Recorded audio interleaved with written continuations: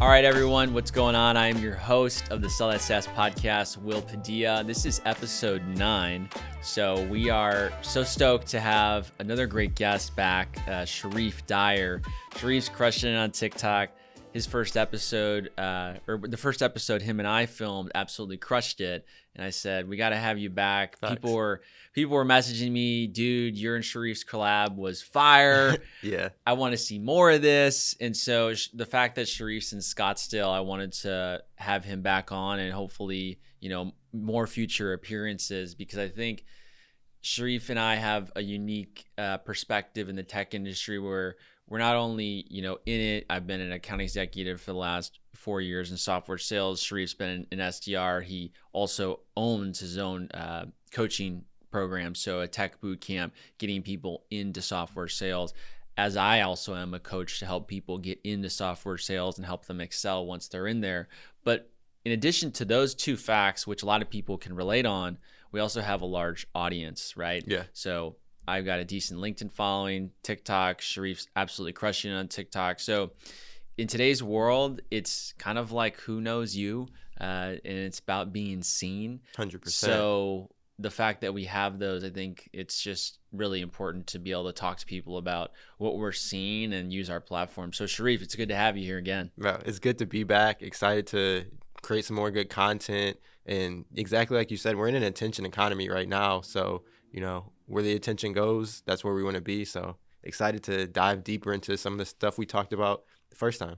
Yeah, absolutely. Today we're going to be talking about quite a few topics that we're talking about when we kind of walked in here. Was there's just a lot going on right now. It's so much going on. There's a lot going on in the tech space, and I think in terms of what I'm seeing, and I think LinkedIn's a good place to see a lot of like the trends of the market. 100%. Not like the job board, but just what people are posting. Yeah, how they feel, what's going on. How they feel, what's going on. A big one that we were talking about was how there's a big thing on LinkedIn now of like the SDR role is going to be eliminated by AI. So it's going to be crazy. I mean, there's a lot of good AIs out there now, like the air call AI. There's a couple more I've seen, like Reels, TikToks, where it sounds super conversational. I was listening to one, it was like a lady's voice AI, and she was literally adding like the ums. She was adding in like, hey, maybe, you don't know who this is, but can I tell you a secret? And the guy was like, sure. And she was like, I'm actually AI. And like whatever company it was, instructed me to call you so they can help scale your offer. Like, would you be interested? It was a pretty good pitch. And it sounded natural too. Wow. Yeah. And which was that, air call? It may have been air call. It may not have been. I think the air call, when I heard, it was someone selling like the Apple Vision Pro. And it was like a guy's voice. And whoever bought it, they financed it like $3,000 on the call, closed them. And it was a cold call? Yeah, cold call AI. That's wild. Yeah. What's your take on a lot of people on LinkedIn are posting, the SDR role is going to be eliminated. I just saw like 5 posts of that this week, like of directors saying the SDR role is no longer going to be existent. Like, what's your take on that? And you are an SDR. Yeah. So what's your take on that? And how do you see AI impacting SDRs going forward? Yeah. So there's a couple key aspects to it. The first, I would say, is how well you're performing.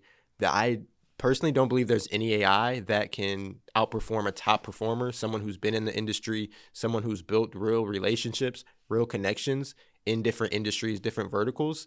You just can't beat a cold call if you've already developed a pipeline, you've developed a book of business and relationships. But for the people who are underperforming, for like that bottom, I'll say 30%, even the ones who are maybe just average, AI may be able to take you out the game.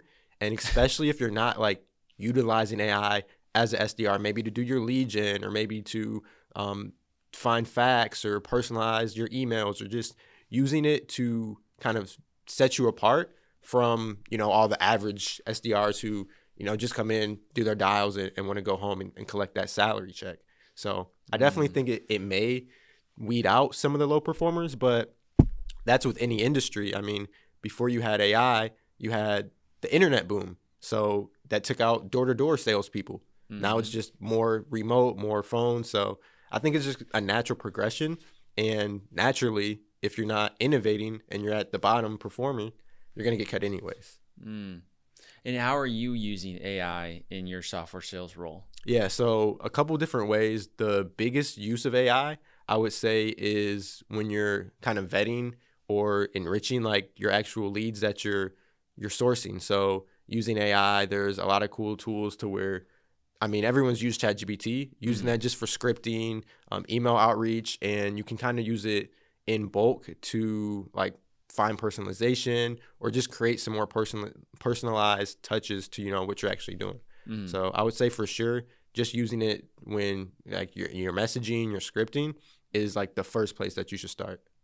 Okay. Yeah. Is there any specific tools that you use that you think would be helpful for people to know that maybe are free? I mean, ChatGPT. ChatGPT. Yeah, ChatGPT is my go-to. Like I've even dabbled around with like the ChatGPT 4, making like my own custom language models based on like for my coaching business. I have a custom one that literally I put in all the information, all the resumes we create, all the cover letters. So then when I go in, it's got all that data to pretty much just create a new resume, create a new cover letter. But now it knows, hey, this is what we're looking for. This is how we optimize it for the applicant tracking system. So I would just say creating a model and then one that you can start to like develop and gain data with so that it can really, AI is machine learning, so it can learn from the different inputs and prompts that you're giving it. So it sounds like that you've took some time to learn this. There's, ChatGPT, language models, even for your own business. How important do you think it is for SDRs to understand and really spend a few hours a week just learning how to use AI? It's extremely important. And the way I look at it, you have companies like Microsoft investing millions in OpenAI. If they're one of the biggest players in the game for the last 2 decades, if not longer, and they're spending time, spending money, who am I as like an SDR to not, spend a couple hours and just learn it and try and keep up with the pace? Yeah, it's interesting because I feel like a lot of people are saying, oh, the SDR role is going to be non-existent. And to a degree, I can understand what they're talking about with a lot of these, as you said, a lot of these kind of low performers. I think AI could replace them. Yeah. But I think AI, if you're an SDR and you can really understand and leverage AI, whether it's there's actually AI models out there now where you can practice cold calls. You can have the AI give you certain objections that you're dealing with to be able to practice with an AI machine learning system. 100%. And so I think if those type of reps are using that type of AI in their way, AI to improve their emails. Yeah. AI, I used a tool called SendSpark. Have you heard of that? I don't think I have. Dude, I just got put onto it recently. SendSpark has a AI feature where I make one video and I say the word, hey, watermelon, as like the intro, and I do my pitch, and the AI uses the watermelon to change it to, hey, Sharif. Really? Hey, Tom. That's nice. Hey, Will. And then, so let's say your email is like wealthuniversity.io. It'll background extract the URL and put your website in the background and say, hey, Sharif. And then you do the pitch and I'm on your website, but I didn't even make That's nice. I didn't even make SendSpark, that's what the SDRs need to be using for like Loom videos, vineyards. Instead, you're sending SendSparks. I was all about Vidyard, Loom, which I think are still great tools. Like I think if you're a BDR or an AE, it's a great place to start. But I think SendSpark for me, because of the dynamic video, I'm able now to pump out so much more videos at scale with the help of AI. And I've gotten a lot of positive responses. I got a couple guys that responded. They said, Will, love the video. Really? Literally, this guy messaged me. He said, Will, I love the video. Refreshing, actually, to have a sales rep that takes the time. Yeah. And in my head, I'm thinking, little does he know. It was AI did it. But I think as a sales rep, I was listening to my buddy Morgan Ingram, and he's been posting so much. He's like, guys, it's so important that you understand AI. It's so important. It is. And I'm thinking to myself, okay, but why though? And then I start to realize, the power of AI is so that as you said, you're not going to be the low performer. You can have it help you be even better than you are today. And we were talking about this earlier. I think a lot of brands, or excuse me, a lot of software companies who are using AI in their software are going to make a lot of money. Yes, they are. NVIDIA is one of them that we've seen. NVIDIA. Talk about that. NVIDIA, so the run they've been on, I think they're at a $2 trillion market cap, which they're actually valued more than the entire like GDP of Canada. They're valued more than the majority of European countries, like you said, which is insane. And they're one of the leading like chip processors in creating AI technology. And I feel like we have just touched the brink of all the different new devices, new things that we're going to have like in the metaverse, I guess. But like with the Apple Vision Pro, now you've got like Neuralinks coming out. That's just the start of it. I feel like there's so many like brands that haven't actually dialed in on the consumer piece of AI and like what's a good solution that a consumer, someone actually wants. And I think when that comes, we're going to see these AI companies skyrocket. Do you think every tech company needs to have AI in their software? 100%. I think so. Yeah. I mean, it's just a new revolution. So 10, 15 years ago, the internet was booming. If you were going to ask, does every company need to have the internet? Yeah. Like now you see any companies that are just brick and mortar that are not online doing e-commerce are gone. Dude, out of they're business. Not doing well. Yeah. So I think now while we're early and we've got time to like learn AI, implement it, it's going to be crucial because once it gets mainstream and like all the companies in the future are using AI, you just can't keep up. Dude, it's so crazy you brought up the brick and mortar and the retail stuff. So if you guys don't know, I sell influencer marketing software, and we sell we sell to anyone who wants to do influencer marketing, but a big majority of it is D2C brands. And for a while in like 2022, and like as the pandemic was kind of like waning down, they're like, oh, brick and mortar is going to make a comeback. It's going to crush. Brick and mortar is like the most popular thing. And then this Black Friday, brick and mortar way underperformed. Yeah, it did. But D2C had the biggest, any direct consumer website, Shopify said it was the biggest year in company history. Wow. So many direct consumer brands were just making so much freaking money. It was more than any time in history. Brands made that more money in 2023 Black Friday than any other Black Friday. And that's to me a sign that people are still wanting to buy things online. Yeah. And they're still, you mentioned it, they're still wanting to do things kind of remotely or kind of digital nomad. I know there's this huge push to get everyone back in office. Yeah, there is. You know, and we talked about the hybrid thing last time. I mean, I don't mind. I actually go into an office 5 days a week. Really? But on my own accord. You're right. I have a WeWork pass, and I go there and I show up, you know, like let's say I wanted to take an 8 a.m. call at home. I take that. Yeah, you've got that freedom. And then I go into the office at 10 a.m. and then I work till 6. Or, you know, like, yeah, but the key thing, 10 to 6, you're missing out on the bulk of like that traffic. Dude, it's which perfect. Is a huge time waster that I've seen in a hybrid role. And I get a lot of companies that are trying to like, you know, hey, we need the team culture. And I understand that to an extent. Yeah. But I feel that a lot of people now, especially with the help of AI, if you're a sales rep at home and you understand AI, you can have this AI assistant help you with your day-to-day tasks. Okay, I'm going to practice cold calls on it. Now it's going to write me better emails. Now it's going to send better videos. Yeah. And it's like, it's just literally helping you be like a one-man army at home. It's amazing how much you can get done in the same amount of time if you were using AI to be more productive versus if you were in the office, maybe you're spending 30 minutes, an hour to just make that drive. That's not counting any time it took you to get ready. And then when you do get in office, I think we talked about it last time, like you've got people bugging you, asking you questions, this, that, then you're spending another hour leaving the office compared to like if you're just locked in at home at your desk or you're going to a WeWork office using AI, cranking out your day, time blocking, those other sales reps in the office that are just at the water cooler, chatting it up, looking at the scores for the game, March Madness, aren't going to be able to keep up. Dude, I've told people this straight up. I'll bet my 4 hours from, usually my hardest sprint is 10 to 2. And like, that's when I'm like, if I don't have any demos for the day and the whole day is just prospecting, dude. I'll block off my calendar from 10 to 2, and I'll do like 1 hour video prospecting, 2 hours cold calls, 1 hour's emails. I will bet those 4 hours on any other of my coworkers' 8-hour days, Yeah.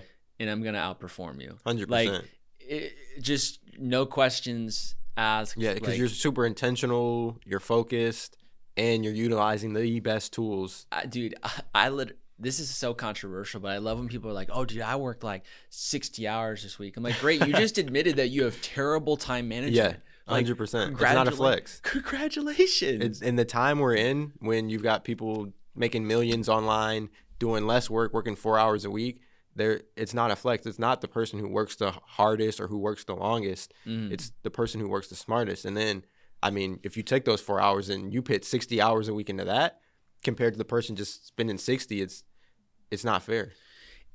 It's about also like turning your phone off, dude. Because when I do those 4 hour sprints, I turn the phone off. I make sure everyone in my company knows that calendar block, like, do not slack me. Right. Because I'm going to be in my manager, he knows. When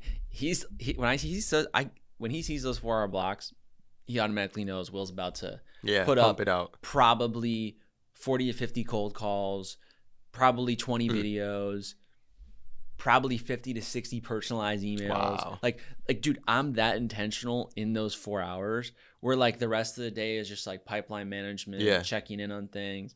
I feel like that's how it should be. You only have so much productive energy that you can even output in any given day anyways. Like, when people are saying they're working those 60 hours, one, bad time management, two, like, the returns are so diminishing on after your probably 40 or 50th hour. Like, I know you're just dragging along. What are you working on at that point? Dude, and I don't know. What's your take on that kind of like hustle culture? You know, show up to the office at 6, 7 a.m., first one in, last one out. Like, what's your take on that? Yeah, I don't think it's sustainable, and I just don't think it's healthy either. Unless you see a direct correlation with, hey, I'm spending in more time, I'm the first one in, the last one out, and my bank account is growing, then it makes sense. But if you're just doing it because that's, what you were told or what you think is gonna work, to me, it doesn't make sense, especially if you're not making extra money from it and you're just gaining brownie points at a company. It's not worth it at all. Because like we've seen, when there's layoffs in tech or when there's pandemics, these companies may have to make tough decisions and let you go. Like, would you rather give them your time and energy extra when maybe you could have put that towards something else, like a side business, or maybe you go find a mentor to get to where you want to go next, so that you're not going to have to be the first one in and the last one out, but instead you can put in a good 4 hours a day and, go about your day. Enjoy your life. I think that's what everyone's in it for. I think so. So you're actually part of Gen Z, right? Yeah. Because I'm technically like, I kind of am, but I'm like right in that split. Technically the last year of the millennial, 96, but I think I align much more with Gen Z. Yeah. Friends your age, what are they think? How do they look at work? How do they look at their career? Right. I mean, and not you specifically, but how do your friends look at it? For Gen Z, I mean, I don't really think career, like that term, has any resonance with them, because they've seen their parents, their grandparents work these careers where maybe 20 to 50 years ago, you can actually buy a house or do something substantial from a career. But nowadays, it's just like a end goal, means to an end. Like, I'm only doing this because I have to and I want these things. But I definitely think just the way we work in like the U.S. and the Western world needs a revamp, because in a lot of the other like European countries, smaller countries, they have siestas where they get to take a nap in the middle of the day. If they have a kid on the way, like, they get as much time off as they need. I was on Instagram yesterday and I seen this one TikTok from like Gen Z or something real, and they were pretty much like, whenever I join a new job, my grandparents magically are alive again. And like, I didn't know what it meant, so I start scrolling through the comments, and pretty much they're saying like, just to get time off, they had to say a family member died, like, as an excuse. Yeah, it's crazy. And I mean, I see it sometimes like in the world, the corporate world is like, they say unlimited PTO, unlimited paid time off, but there's always, some bias of like, hey, why are you taking this off? Or we need, you need to request it a month out. Like, there's no just mental health, mental wellness days, like to where people are making up things about their family members unaliving just so that they can get a couple days to relax and rest. Dude, that's rough, man. And tell me, I'm going to tee this up for you because we were talking about this earlier. Tell me about your take on $100,000. Do you think $100,000 is enough in America today? Because I feel like this might also cause some controversy. Not at all. Not at all. It's not enough at all. Unless, like we said, you're single and you're just taking care of yourself and you're living way below your means. But the purchasing power of $100,000, on our last podcast, we were saying like, oh, that was the goal. I want to hit 6 figures in tech my first year. I want to hit 6 figures, which is definitely possible. But when you look at it, it's not going to get you that much money. Yeah. Most people are thinking, when I get my first 100K, when I make 6 figures, I'm going to be taking trips here and I'm going to do this for my family. And it's like, no, once you, pay your taxes and then pay for your rent. And then if you have a car or if you want to eat food, like what else do you have money for? I mean, maybe at 100K, you can be comfortable. You can go out, have some drinks, eat out. But like, you're not going to just be living luxury and lavish, and you're still giving away 40, 50 hours out your week too. Right. Like you as a single person can be probably very fine on $100,000. Right. I think with a family, today in America, it doesn't really seem realistic to, especially not for Gen Z or younger families, support multiple children on $100,000. That's just not you. Let's put it this way. You could do it, but there is no vacations. There is no going out to eat. It's just meals at home. And that's fine. But it's like, if you want to live this prosperous lifestyle, you're going to need to raise the thermometer on the income. And people are going to hate on this because we're saying $100,000 is not what it used to be in America. And it's really not like, and it's obvious. It's not that big of a deal anymore. It's crazy what's happening in the economy. But let me just do some math for you guys. So $100,000, at $100,000, you're getting taxed at probably 26% with federal and state out the gate. So 26% is going to come out of your paycheck. Yeah. Then you have, I would throw in that 6%, maybe 13% sales tax whenever you buy something too. I mean, you're already looking, there's 30% gone. There's taxes all over the place. And in America, I wish that our taxes actually went to really good things, because 100%. We get taxed high, but also like in Europe, they get taxed higher. But in Europe, bro, there's no sales tax. Like when I didn't know that. So like in Europe, when I went there, like in Portugal, if the menu says $12 for the pizza, the bill is $12. That's amazing. The bill is $12. That's it, because it's already baked into the price. Wow. And so healthcare is free too over there. Healthcare, I mean, their healthcare kind of sucks. Yeah. But I mean, healthcare here is... I think our healthcare is good if we have the PPOs. Like, right. I'm grateful to live in America's healthcare system. But I think Europe, they get free college. Then they get like a bunch of other free stuff. So they actually like put it towards actual good stuff. But in America, I feel like it's not what it used to be. No, it's not at all. So, go ahead, bro. Yeah, I was just going to say, while you do the calculation, I will say America is still one of the best places for opportunity-wise, but you're just going to have to set your goals higher for that opportunity. Like the 100K is not your goal anymore. No. You got to shoot higher now. So let me just give you guys a realistic example of how I live on my paycheck. This is just the raw facts. So I get taxed at 26% federal, state, as we all do. Yeah. That's, before that's the government takes theirs. Before it even gets there, 26% is coming out. Then I invest 15% into my 401k, which is high, I love that. But it's recommended, especially if you're a young person. So I invest the full amount of 15% in my 401k. Then I have an HSA. And it pulls 8% out of my paycheck. So I'm already out the gate getting taxed at 49%. Wow. So I'm not getting taxed. Obviously, the 401k and the HSA is going towards a good cause, but I only live off 51% of my paycheck. That's insane. So if you're someone who's making 100 grand and you wanted to follow the same formula of the 401k and the HSA, and if anyone doesn't know what an HSA is, it's a health savings account. So I pay $0 for health insurance because I'm young, but then I have a tax-free, tax-deductible, or it's pre-tax dollars can go into an account that I can use for healthcare.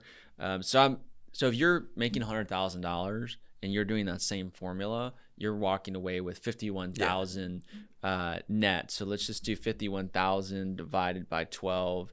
$4,200 a month. Wow. $4,200 a month is what you have left. And in America, the average rent is, well, first of all, the average mortgage payment I think is like $3,600. Yeah, it's something out. So like, just insane. If you're renting, it's more attainable. But again, if you're renting, let's just factor in like a decent area, you're probably paying like $2,400. Agreed. For a 2-bedroom. Now you have a child. You've got you need furniture, a bed to sleep on, pots, pans. Even like when I was maybe 20 years old and moved out, I picked up a trash can. I'm like, why is this almost $70-$80 just to throw my stuff away? Dude, it's actually, I get charged at my apartment. It's called valet tax. Yeah. $75 a month. Wow. And I throw out my own trash. I'm not a lazy like where you have the trash can, you just put it outside the door. Dude, that's so stupid. Yeah. I legitimately am like, the trash is like right down the hall. Instead of having trash outside of my apartment, I'm just gonna walk and throw it out myself. Right.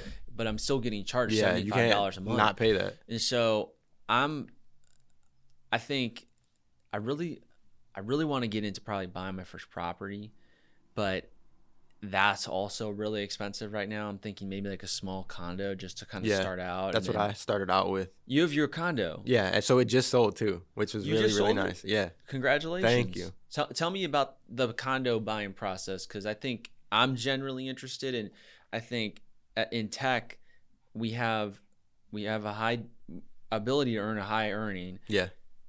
We want to be able to diversify our income streams. You and I definitely diverse with our own businesses. 100%. We're making digital money, but a property is an asset that would be a great investment for me or for other tech people listening. How did you go about buying that first condo? Yeah, so I'm 23 now. I bought the first condo when I was 20 years old, and two things that helped me out a lot was, one, being a real estate agent prior to that, just having my license, so I knew the ins and outs of the deal, but it's actually a lot more attainable than most people think.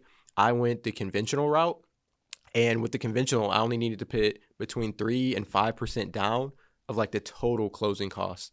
So outside of having, I'll say 700 credit scores, a good one to target, and the way that I got to 700 I was at maybe 750 within 2 years of being 18, was having authorized users from like my parents' credit cards that had really good history. They added me to those. And then from there, all you need is a W-2 job. So whether it's 2 pay stubs, and one thing I actually learned is if you don't have 2 years of work history or 2 years of tax returns, they'll actually take schooling for like one of the years is like relevant experience, or just knowing what you were doing is all the lenders are really looking for, to see like, okay, cool, this person was doing this for these 2 years. It's not just some random person that showed up with no work history and $100K in a bank account.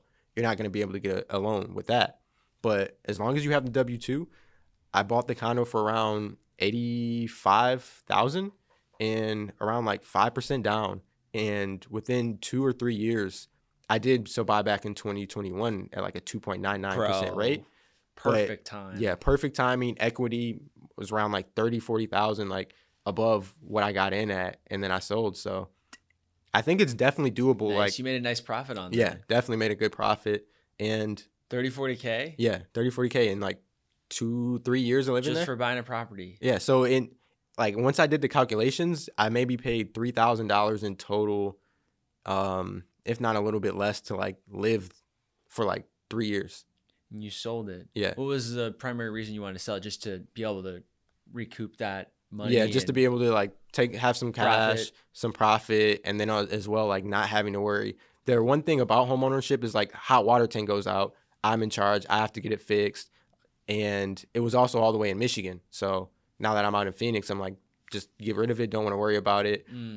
Depends if you have a property in a good location. I would say renting it out is a good option. But, you know, if we talk about Airbnb, you know, the thoughts and opinions on that are mixed a lot of times versus going in a hotel. So Sure. I'm like, there's a lot less risk if you just sell it, take your money out, and then maybe move it to a vehicle that can earn you some more profits now that the interest rates are a little bit higher.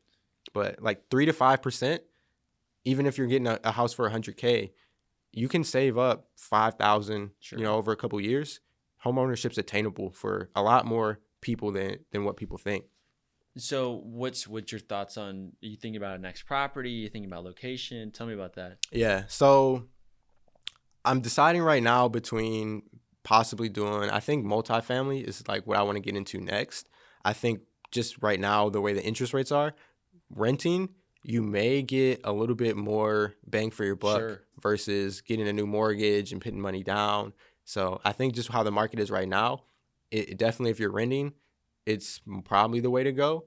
And then, you know, maybe once the rates move a little bit, definitely like multifamily, something that's going to bring in a couple different checks a month. Because when you're thinking about it, it's almost like you're getting a monthly membership. Like if you own property, every 30 days, you've got someone sending you a check.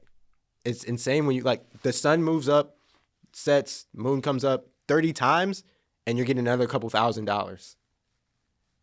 That's crazy. And it's also crazy how they call it a landlord.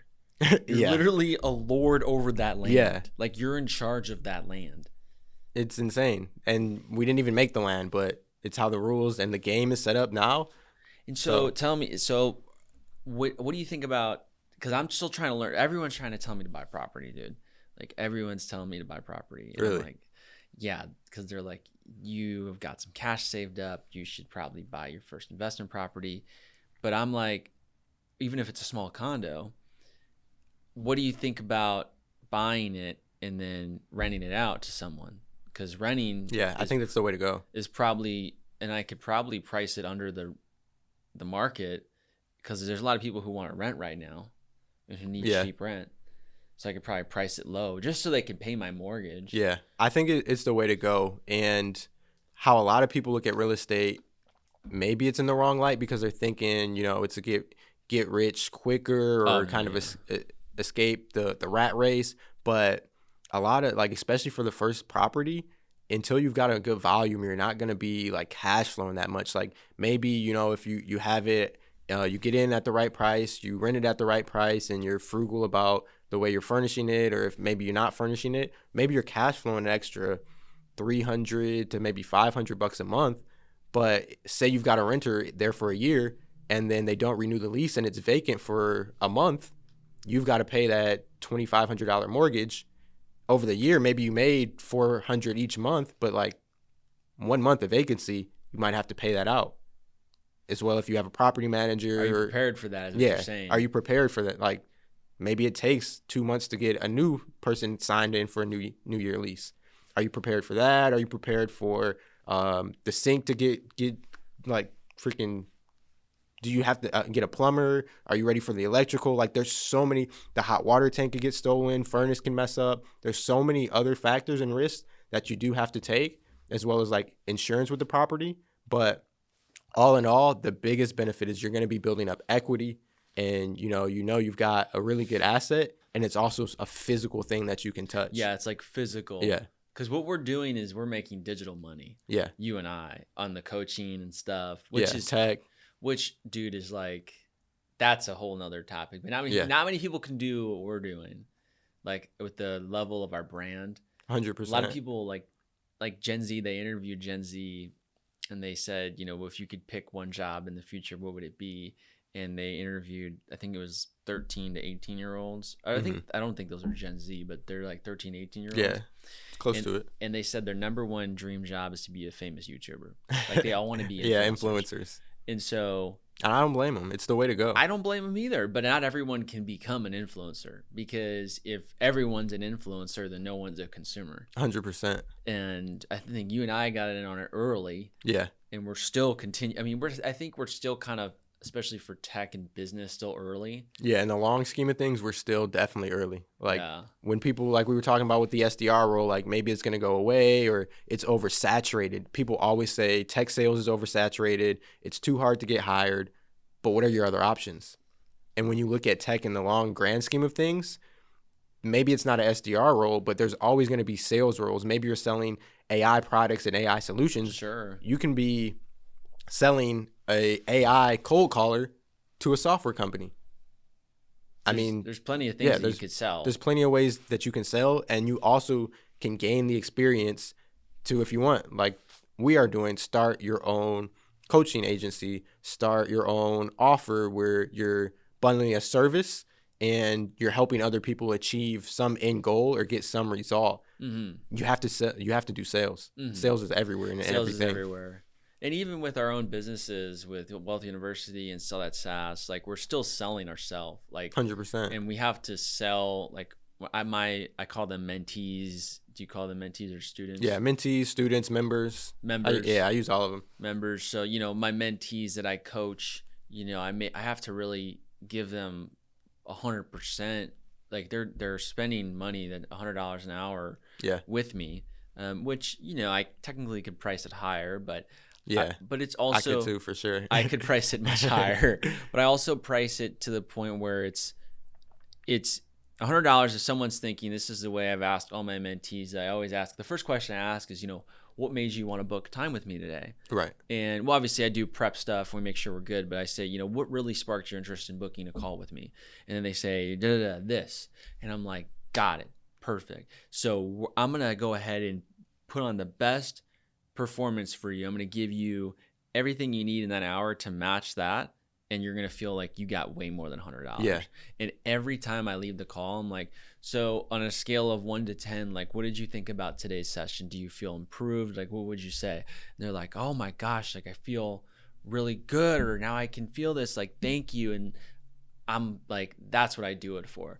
The money, 100%. It's nice. I appreciate all the bookings and I love all my mentees. But I think what my question is, like, what really is $100? Like if you're in software sales, if you're trying to break into software sales, or if you're new to software sales and you're struggling, most companies have a professional development budget anyways. Yeah, they do. Of like, you can just take out budget of that and then reimburse for education. Yeah, education. For self-development. For 1 hour or for 2 hours or for 3 hours, you just spent $100, $200, $300. They're getting connected with me, who I've been doing software sales for 4 years, senior AE, lots of experience. I've been in sales since I was 19. And in 1 hour, they're like, wow, now I know someone in the industry, and now they're connected to me forever. So it's insane, the return on investment that you could get just from that $100. Just from $100. And you think about it, you say, if I take out, and this is low. I mean, dude, I was talking to my dad about this. We're talking about money in today's America. Like, a meal for two, with you and a date, or, you and your girlfriend, or you and your wife, you're out at a decent restaurant, bro. That bill is probably, $90 to $100. And this is not like at a steak restaurant, but this is just a normal restaurant. 100%. It's probably $90 to $100 just out the gate with, a drink or two, a meal, a salad. And all of a sudden you're like, dang, bill's $100. And then you got to add tip and all that stuff on it. So it's, you're really walking out the door $130, $140 on a meal for two. And you're thinking to yourself, okay, like that was good. That was fun. But, you think about, maybe I just do one cooked meal at home with my wife, and I set $100 for learning and development every single month. That's $1,200 a year that you are able to allocate by just removing one. That's the way I think about things. Yeah. Just removing one, and it's not even saying like, oh, you can't have the date night. It's like, no, have the date night. Go to the grocery store. You guys make a meal at home together, which is, a really good. I'm date single too. now, but when I had every girlfriend I've had, we'd always make something together, and those are some of the best date nights, because it's that process of like making noodles by scratch. More intimate. It's like you're taking something from nothing and you get an end result. And then you're following like this recipe on Pinterest, and then you're like, okay, let's see how it came out. And it's fun, and you're able to like talk and get to know each other. And that meal cost you at the grocery store to get all the ingredients and, if you drink wine and, I'm not a huge drinker, but if people like wine's great, you can have all those ingredients for like $45. Maybe that's max. That's on the expensive. I mean, depending on the store, maybe even if it's at $60, you're still beating price and you're going to have leftovers. That's the thing too. You're going to have leftovers. That's 100%. You're going to have leftovers. You're going to have leftovers. You're going to have more food than you probably can handle. You're going to feel better because it's cleaner ingredients. 100%. You're going to have at least a whole bottle of wine compared to a glass at the restaurant. Dude, there's so many things that like, that's a really high ROI situation in my mind in terms of like a date night, especially with like a long-term girlfriend or a wife. Like we don't need to be going out to, a fancy restaurant, maybe once a month for sure. We'll do that, or maybe once every other month. But if you're thinking to yourself, well, I don't have the money. I don't have the money for coaching to enroll in Wealth University, right, or to help or sign up with, sell that SaaS. Then the reality is it's like, you do have the money, you just don't want to prioritize. Yeah, you don't want to spend it. And in my opinion, so with Wealth University, we've got flexible options now where people can get started with us for as low as $67, $97, finance the payment to work with us. And the value that you get from an hour-long one-on-one resume creation call with myself, from LinkedIn optimization, and then our team sending out 10 to 30 applications every single day, you in sales would make that $1,000 in a week, if not less. So it's like the fact that you can now have access to someone like us, be able to get that coaching. Years ago, you wouldn't be able to do that, and especially not for the prices that we're charging. It's almost like a disservice if you're not going to do it to yourself, because if you want to take those dinners, I say, hey, go spend the money on the dinner, but also you have to spend the money on something that's going to bring in more money. Right. And that's the thing that a lot of people aren't missing. It's not, can I spend this or that? Like, hey, it's fine if you want to spend the money, but you have to always be focusing on how are you going to bring more money in. Yeah, what's the ROI? Like, and if dude, this is me just being serious with people. If you are getting hammered on the weekends and you're drinking a lot, dude, not only is that expensive, but you just destroy your body. Yeah, and terrible. You're trying to like be a great sales rep. You're trying to break into software sales. That's not exactly the behavior that you need to be showing to be a top rep or to be, someone who's trying to get into software sales. And you're saying, well, I don't have the money. Dude, like what is up with the drinking on the weekends that you just blew $100, $200, $300 at the bar? Yeah, you're spending your time. Dude, I used to do the math, bro. When I used to go out in Chicago, when I was there, I would tell people, I'm gonna need about $225 tonight, and they're like, dude, that's way too much money. What are you talking about? And then you break it down. People don't understand. They actually are spending probably close to it, but they don't really. They definitely are, dude. So I told them, I said, okay, $15 Uber to the bar, right? Okay, guys. Yeah. Okay, cool. $15 Uber. Order a round of drinks for us for $90. Yeah. Out the gate, $90. I order one round, then you're with a couple other guys, you get a couple more rounds. This is when I used to drink a lot. Yeah, I was gonna say if you get a little bottle for yourself to pregame or something before. Yeah. Maybe a little cheaper. You could probably do that cheaper, You're still gonna need more shots though when you get. You're still gonna need. You're still gonna need drinks when you get there. So then you get drinks. Then maybe you guys go to a different bar. You get another drink. If you're going out to a nice place, or if you're going out to anywhere now, it's like probably $20, $30 a drink, just at a nice bar. It's just how it is. Yeah. And tip included. Yeah, tip included. Then like afterwards, you guys want to go out to eat, and you're hungry, and you're like, I need a pizza or this, that. You're eating bad food. Yeah. That's like $20, $25 right there. And then you go $15, $20 Uber, or surge, usually Uber, surge Uber's prices way more. So at the actually, end of the night. you're probably paying $40, $50 for the Uber, and then boom, all of a sudden, suddenly you're at $200 for the night, and you're like, it's insane. How did that happen? And that's why I don't drink anymore. You also have to think about it of like you spent that whole night out, so all that energy's gone. The next day you're screwed. You're shot. And it's like, what if you spent that weekend on a coaching call, the start of the Saturday, and then all the free game that they got, like outside of whatever you talked about in that call, I'm sure you set them up. Hey, these are some more things I would work on after this call. Same with what we do at Wealth University. So then you've got homework to do the rest of the night. Maybe I'm going to listen to a podcast like this. Maybe I'm going to read a sales book. And eventually that will turn into real dollars and real money earned. So not only are you negative 200, but if you want to factor in the amount of money that you could have made or the amount of progress that you could have made, you're losing a little bit more money. Yeah. And so we're just basically telling guys, or, everyone who's listening, that we're offering coaching and we're offering you to be able to level up your sales career. Especially Sharif and I offer different services. I think I want to allow you to talk about your service. Like, who do you think would be the best fit for your coaching? So the best fit ideally is just anyone who's looking to land a remote job or is already in a role, but they want to job hop to whether it's remote, in-person, hybrid, really just anyone who's looking to make a career transition in the tech space. So tech sales, customer success, and digital marketing, I would say, are the 3 roles that have the most, availability, the most new roles posted. But yeah, outside of that, we hope like any careers, account executives, project managers, just because the process we take fits all different, avatars, all different characters. Simple process. We just revamp your resume, optimize your LinkedIn. We coach you, walk you through interview prep, good questions to ask, how to answer the recruiter questions, and then we send out applications for you. So you just tell us, hey, this is the role. Mm-hmm. I want it to be remote, and I'm hybrid in Miami. So apply to these cities, and then we just get it done.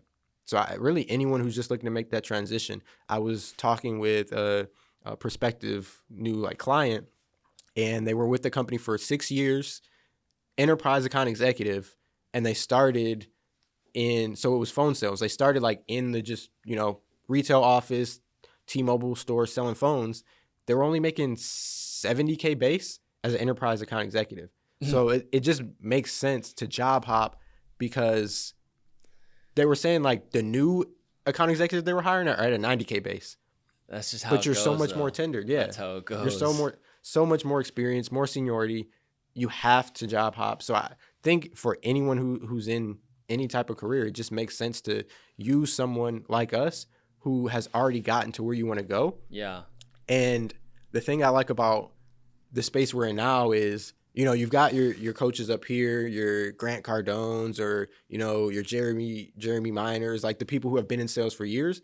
But the advice that they're going to give you when you're down here, there's such a gap from you to them that you may get kind of lost in the sauce, or, analysis also, paralysis. They're going to charge you $20,000 to get an hour. They're also going to charge you way more compared to someone like us. We're only a few steps ahead of you. It's a lot easier to follow a path that, in the snow tracks, if we just took those steps, you can still kind of see the footprints. You can get a little clues. Okay, I need to do this next. Maybe I'm not walking exactly where you are, compared to this guy who walked that path 10 years ago. The snow's already covered over it. Now you're just setting your own tracks on something that worked a while ago compared to, this worked recently. Let me learn from this person that, they're right there. They just did it. That's right. Yeah. So anyone who wants coaching, Sharif and I are available. Yes. You can go to SAAS.io for mine, and then wealthuniversity.io. Wealthuniversity.io for Sharif's. We both offer different things, but I think regardless, if you're looking for help, we're here to help you. 100%. Whether you want to be a successful SDR, successful AE, break into software sales, both of us are here to help. And I think ultimately just kind of, rounding out this episode with, and we've talked about a lot of good stuff. Yeah, man. we have. It's the AI. We've talked about sales reps and just how to be using AI to your advantage. Also, just the current economy and what you need to make. And I think you mentioned it. Someone's been in a role for a while. They're only getting $70K, but then they're hiring new people at $90K. Yeah. You have to know what you're worth, and I think that it's important for us to be able to talk to the audience and say, the employers, something I've learned over my career is that I actually gain more respect when I challenge people internally. So I'll say, if they're saying, well, this is the commission, or this is the salary, or this is your territory. And if I genuinely think that there's an issue with it, I'm like, well, that doesn't seem fair. I bring it up politely and gently to management, but I challenge them on it. I say, you guys say this, but this is what I'm seeing. This doesn't seem fair. Can you work with me to at least meet in the middle, or allow me to actually do X, Y, and Z? And when you challenge employers, they almost gain more respect for you. Like They do. Like a couple times they said, like, can you take calls at 7 a.m.? And I said no. And they're like, well, other reps are taking calls at 7 a.m. And I just was like, no, I'm not taking a call at 7 a.m. because that's my workout time. I am training for a 50K marathon. My health is my wealth. You did 10 miles today. I did 10 miles this morning. Insane. Just feel good. And I it's that culture of like, the hustle grind. But then once you set those boundaries with employers, they almost respect you more. As they should. They're like, actually, that guy's like pretty solid. He's solid. He knows his stuff. And I like how you mentioned, one, you said a couple things. You said, can you meet me in the middle? But you also said, based on this, and this. Yeah, I bring facts. So when you bring facts, that gives you the negotiating power. And that's why you always have to be getting better, always working on your skills, because you've got that power now. Being a top performer, you don't have to take calls at 7 a.m. compared to, if you're, like we started the podcast, if you're one of that bottom 30%, you're not really hitting your numbers, and they ask you to take these calls at 7, you're like, oh, shoot, I might lose my job if I don't take these calls at 7. Yeah, I mean, that's that scarcity mindset, though. Yeah. I've always had an abundance mindset where I think to myself, I'll let someone else take the 7 a.m. I'm going to get the big dogs when it's actually ready to close. And I'll tell you something I challenge my prospects a lot. Let's say they don't accept the calendar invite. If someone doesn't accept the calendar invite, I send them an email. I say, hey, just want to let you know, I noticed you haven't accepted the calendar invite. I've got a packed calendar tomorrow. I've got back-to-back meetings. Would you mind accepting it? Just going to be clear, or just to let you know, if I don't hear back from you in the next 12 hours, by the end of the day, I'm going to have to cancel our meeting because I have people. Takeaway. I love that. Exactly. I have people who are wanting to book in those hours.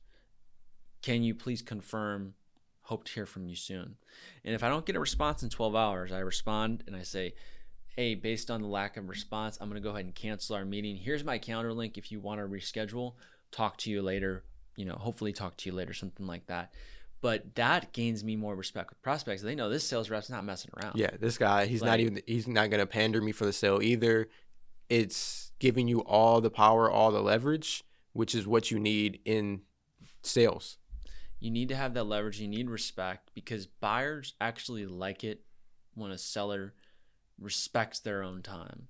You don't want a seller who's like, oh my gosh, thank you for being here. Thank you. And it's like, okay, dude, like, we get it. You could have just said one thank you for being here. You're like pushing them away. Yeah. It's like too clingy. It's too clingy, and prospects are like, I kind of like think that he's maybe trying too hard, or he's too attached to us closing. But if they meet me or they meet you, and we're just kind of like, hey, it's great to meet you. This is what we're going to talk about today. Does this sound fair? Okay, perfect. And we're just going to go into the agenda, take care of it. But I'm up front with everyone. We may or may not be a fit. I always say, so today's call, we're going to understand how we could be a fit. And if everything sounds like, based on what you said, sounds like our software can help you in achieving your goals, let's go ahead and schedule a demo. I'll walk through the platform, show you how to use it. You'll love it. So, and then boom, first question I always ask is, what sparked your interest in reaching out to X, Y, and Z today? And we kick off the convo. Framing is perfect. You got to make sure the time works for them. You got to lay it up that this is not 100% going to be a demo scheduled call. This is a call to understand if you're a fit for each other. Right. And when you challenge the right buyer, I have buyers who I have a recording, and this girl is super. She's a client now. She's super sweet. But she said, I've been looking at 5 or 6 competitors, and this is the best discovery call I've been on because it felt like you really understood what I was looking for. She said the other reps just kind of said, oh, okay, that's great. Well, let's go to the demo. And she's like, yeah, though it was a quicker call, I actually feel that the demo with you is going to be much better because you actually understood exactly what I'm looking for and weren't looking for a specific answer from me. You were just looking for an answer. It wasn't just so scripted. You were actively listening. You were asking those qualifying questions, seeing if it really did make sense, because because they are a buyer, not every buyer is a good buyer.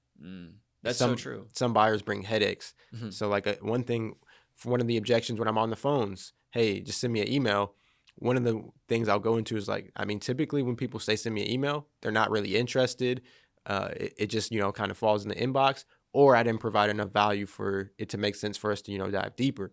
Which one of those is it? I'd hate to waste your time, and my time's valuable too. I don't feel like just typing up a random email to get lost in the inbox. What do you think? What do they say? Typically they'll say like, yeah, either one, they fall in that first box of like, I mean, I'm just not really interested. And then I'll kind of ask like, well, what is it that you're not interested in? Or like, what is it that you want me to send in that email? Like, what are we talking about here? Or the second is they'll kind of go like, yeah, I understand. Tell me a little bit more about, why you're calling me. And from there, you can kind of go into see if it makes sense to set that meeting up. But having that takeaway where, you're not just meeting with anyone, you're not just taking money from anyone, it gives you so much more power. And it's that abundance mindset in the sales process that attracts clients to you. Hopefully. That's the goal. It's always the goal. Dude, before we close out, anything from you in terms of just like any advice on AI, SDRs? What are you seeing right now? Yeah. Advice I would say is learn as much as you can and be strategic and personalized with it when you're using AI. Everyone's seen on LinkedIn the about sections when you can tell it is copy and pasted from ChatGPT. And a lot more people are starting to realize, especially in sales, like you can't just create one template and blast it out to 50 people. You have to really do your due diligence, have reasons why you're reaching out to them, have social proof to speak on when you do get them on the phone or when you do get them in the email. So it makes sense because there's only a certain amount of buyers and you don't want to mess up the relationships with any of those buyers because maybe they're not ready to buy today, but a few years down the line, if they're still working in tech and they're still in the space, maybe they just moved around and went to different companies, but you don't want to be that sales rep who's just like slap pitching and not being personalized, just blasting everyone. And then a couple of years down the line, you need to talk to that person again, but they remember like, oh, you're the dude who didn't do his job right. And, you were just trying to sell me on your solution. I said we didn't have a need, but you still wanted to schedule the demo. You still wanted to, invoice and close the deal. And, we stopped using you guys after a month. Why would I want to use you at your new company? So that's the advice I'm going to give. Just make sure, you're being diligent when you're learning about this AI and just, keep getting better. Keep getting better. That's the message, right, guys? SDRs, AEs, keep getting better. It's a tough job market out there right now. Facts. Interview process is insane. Interview processes, we're hearing they're pretty insane right now. A lot of steps. So activities, tasks, presentations, panel interviews. I've seen it all for even just the entry level roles. Yeah, it's pretty ridiculous, but I think it's worth it when you get into software sales because yes, it is. You have transferable skills that can take you everywhere and anywhere. And I think software sales is the most innovative sales industry there is. And, if you break into software sales, you're in a good place. I understand it can be challenging, but it's a good industry to be in. I've been in much worse of industry. Yeah, so best industry to be in. Like if anything, whether it's online, digital, e-commerce, Web3, AI, crypto, those are the biggest industries that we're going to see grow over the next couple decades. Yeah, just get in there and start selling software. That's the name of the game. Just sell that SaaS. Sell that SaaS. Yeah, tell them. Sell that SaaS, baby. Okay, guys. Well, episode 9 is in the books.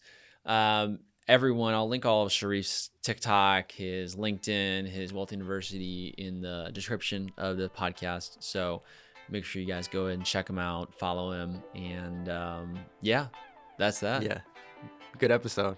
Always. More coming always. soon. More coming soon. More coming soon. All right, guys. Peace out.